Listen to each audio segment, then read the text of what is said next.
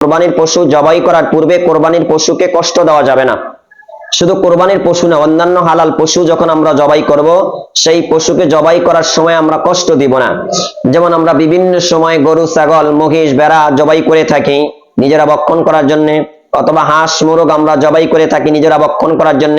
আল্লাহর হাবিব বলেন, তোমরা পশুকে জবাই করার সময় তাদেরকে কষ্ট দিবে না। জবাই করার সময় পশুকে কিভাবে কষ্ট দেওয়া হয়, এগুলো আমরা হাদিস যদি পর্যালোচনা করি তাহলে আমরা জানতে পারি।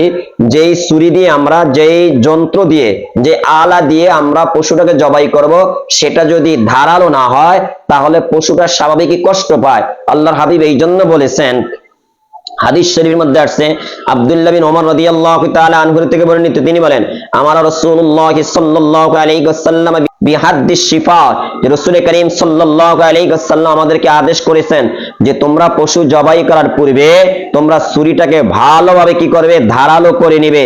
ওয়াং তুআরা আনিল বাহাইমি, এবং এই ছুরিটাকে তোমরা পশুর দৃষ্টির আড়ালে রাখবে।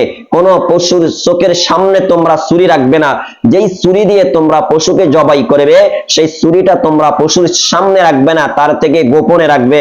ওয়াকালা ইদা যাবাহা আহাদুকুম ফালিইউজহিজ, রাসূল আরো বলেছেন, তোমাদের কেউ যখন পশু জবাই করবে সে যাতে দ্রুত জবাই করে, যাতে দেরি না করে। যদি দ্রুতভাবে পশু জবাই করে তাহলে পশুটার কষ্ট কম হবে। তাহলে হাদিস দ্বারা আমরা তিনটা জিনিস জানতে পারলাম। এক নম্বরে পশু জবাই করার পূর্বে ছুরিটা ভালোভাবে ধার দিয়ে নেওয়া। দুই নম্বরে ছুরিটা পশুর দৃষ্টির আড়ালে রাখা।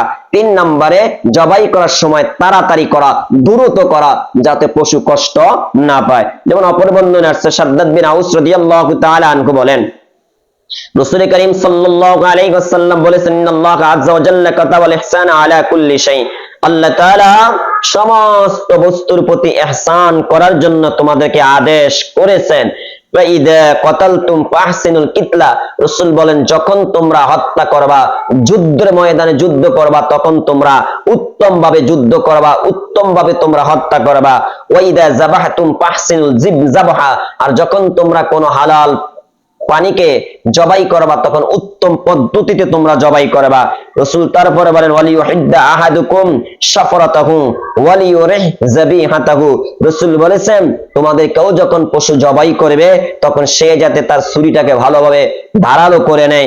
ওয়ালিউরিহ যাবিহাতাহু, আর সে যাতে তার জবাইকৃত বস্তুটাকে কি দেয়, শান্তি দেয়। অর্থাৎ ছুরি যদি আপনি ভালোভাবে ধারালো করে নেন তাহলে পশুটা কিভাবে আরাম পাবে, শান্তি পাবে।